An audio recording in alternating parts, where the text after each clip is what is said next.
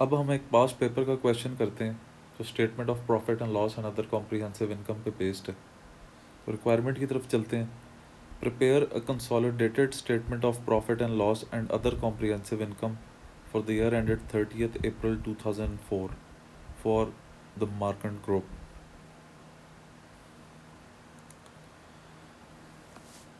अच्छा, 1 मई 2002 में मार्केट ने 60% इक्विटी एक्वायर की नेथन की और 80 मिलियन कंसिड्रेशन थी।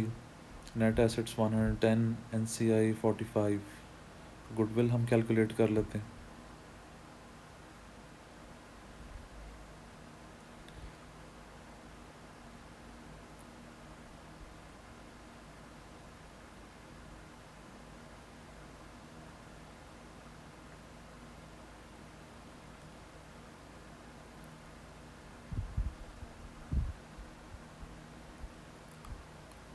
फिफ्टीन हमारी गुडविल आ गई।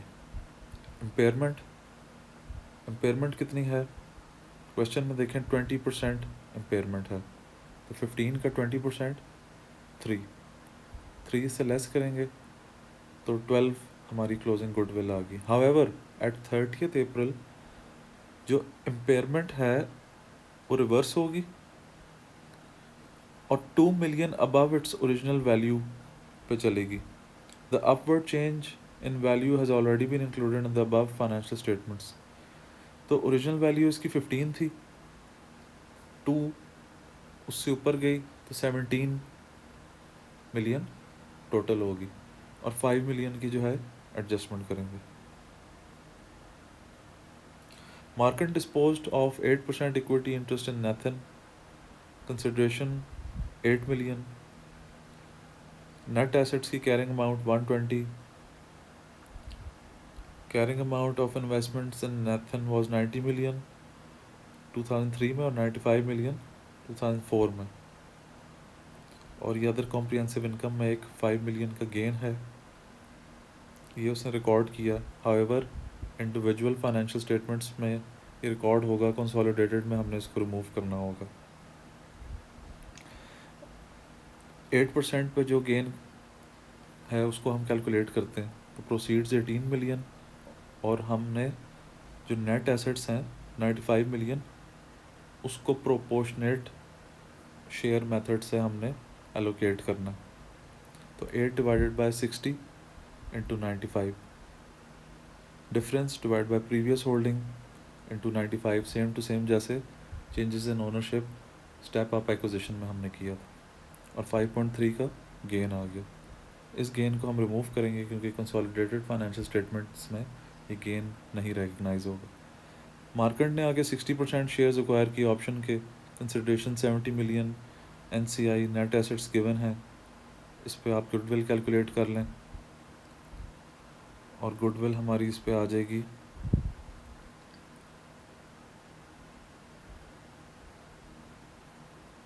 12 मिलियन। इम्पेयरमेंट है, नो इम्पेयरमेंट।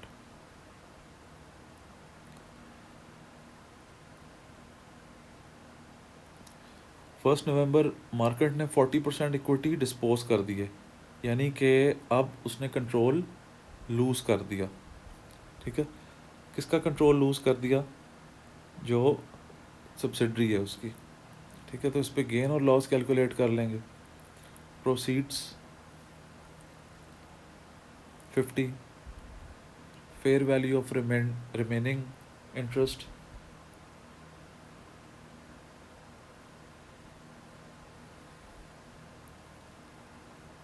40, गुडविल, NCI और नेट एसेट्स लेस कर लेंगे और गेन हम कैलकुलेट कर लेंगे क्योंकि मार्केट ने 40% शेयर्स डिस्पोज कर लिए ऑप्शन में, अब वो सब्सिडरी नहीं है।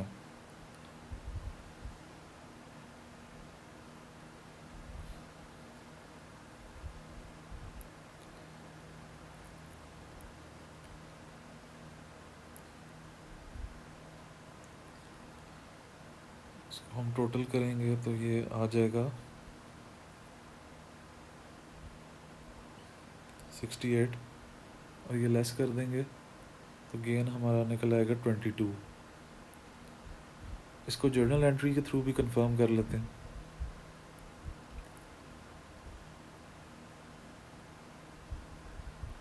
कैश डेबिट 50, जो रिमेनिंग इन्वेस्टमेंट है 20%, तो अब हम एक एसोसिएट रिकग्नाइज करेंगे। तो डेबिट इन्वेस्टमेंट इन एसोसिएट, गुडविल को रिमूव करना, क्रेडिट गुडविल, नेट एसेट्स को भी इसी तरह, और एनसीआई डेबिट।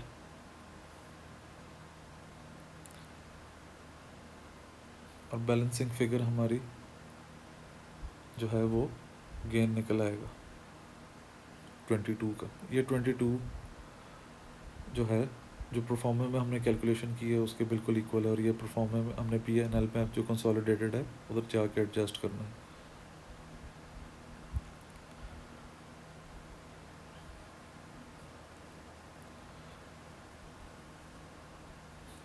अब मिड ईयर एक्विजिशन है, तो ऑप्शन के जो रिजल्ट्स हैं उसको प्रोरेट करेंगे 6/12 से, और 0.4 में देखें कि इंटर कंपनी जो सेल्स है वो 12 मिलियन की है, और बल्कि प्रॉफिट नहीं है, लॉस है 2 मिलियन का जिसकी कोई एडजस्टमेंट नहीं होगी।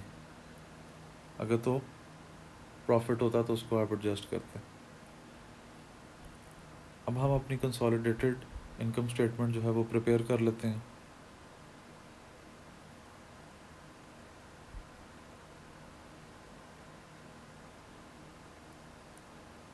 Revenue,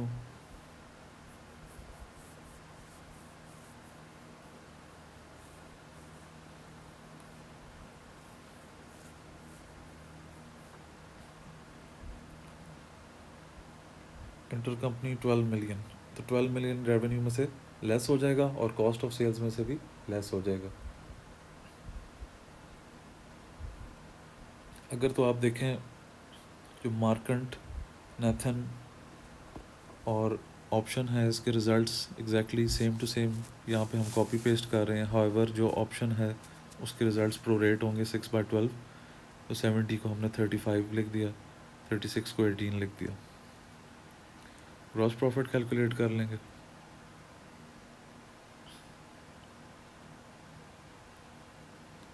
$155।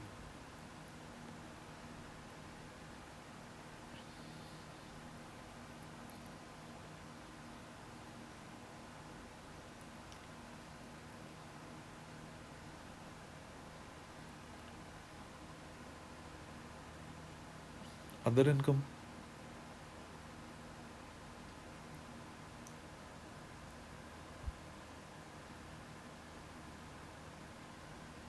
Administrative costs same to same copy paste हो जाएंगी,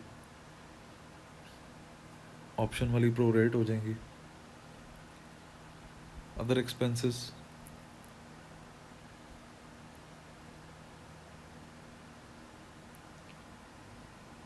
operating profit,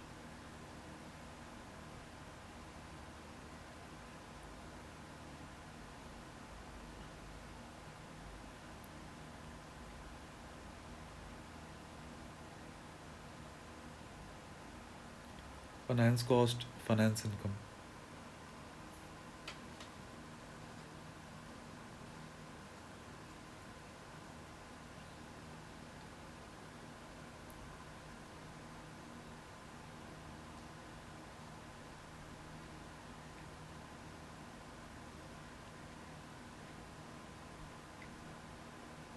gain on subsidiary disposal, ये जो हमने कैलकुलेट किया था ये हम एडजस्टमेंट्स वाले कॉलम में लिख लेंगे और टोटल में भी आ जाएगा।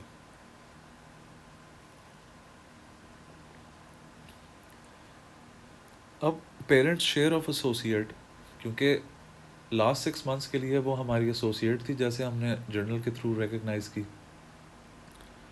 तो जो पेरेंट का शेयर है उस एसोसिएट का वो भी हम लेके ऐड कर देंगे।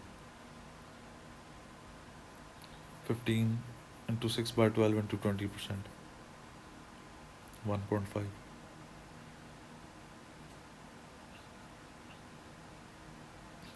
इम्पेयरमेंट की जो एडजस्टमेंट है ये हमने लेस करना है।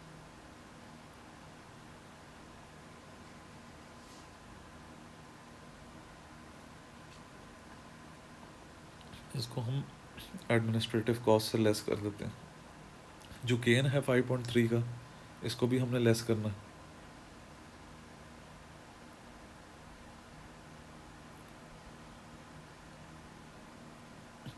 और जो हमने एडजस्टमेंट्स किए हैं,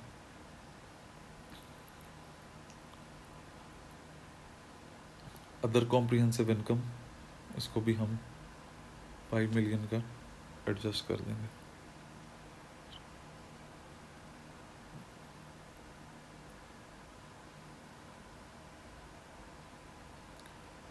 profit before tax,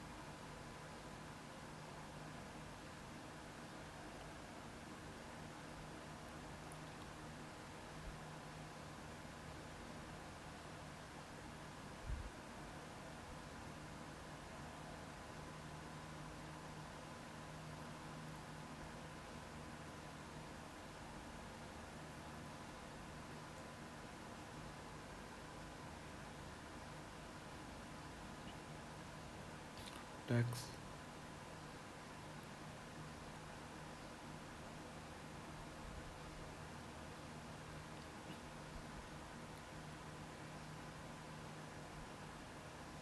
profit after tax, other comprehensive income, total comprehensive income.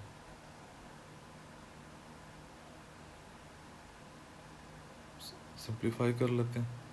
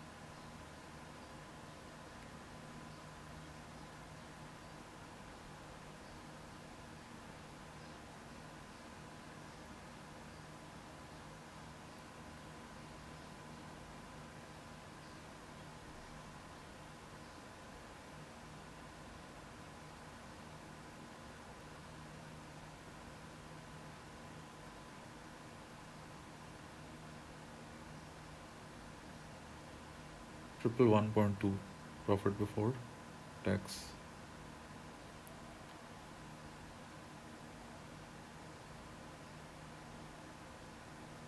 80.7 profit after tax, total comprehensive income 87.7। अब इसका हम स्प्लिट कर लेंगे बिटवीन पेरेंट एंड एनसीआई।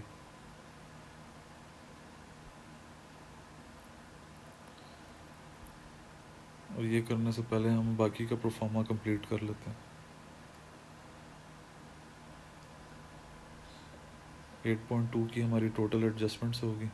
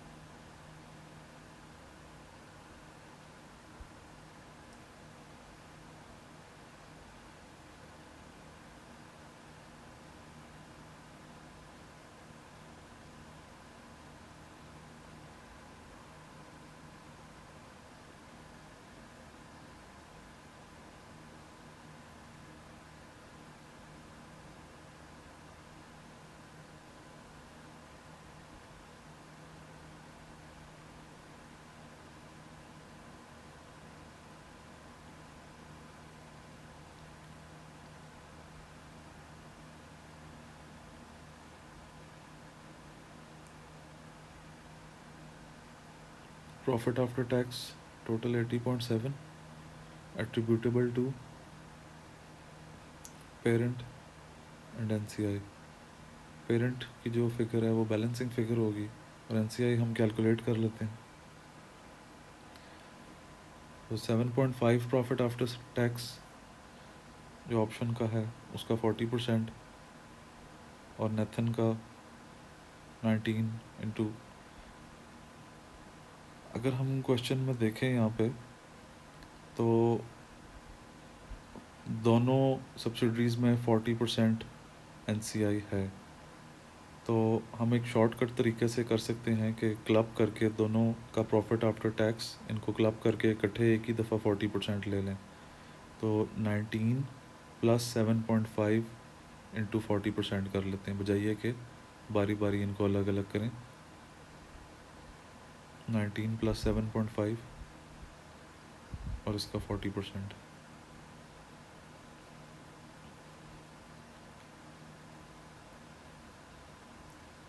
10.6 और बैलेंसिंग फिगर 70.1 ये पेरेंट को एलोकेट हो जाएगी। अब टोटल कॉम्प्रिहेंसिव इनकम के साथ भी यही ट्रीटमेंट करते हैं। टोटल कॉम्प्रिहेंसिव इनकम है 87.7 और इसको एट्रीब्यूट कर देते हैं पेरेंट और एनसीआई को।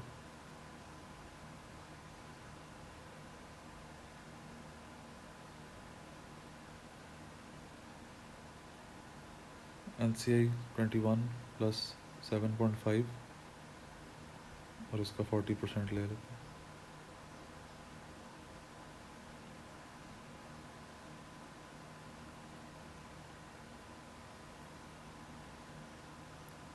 $11.4 और बैलेंसिंग फिगर पेरेंट को एलोकेट हो जाएगी।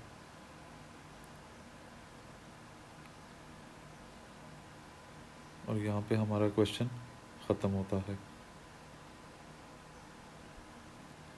Thank you.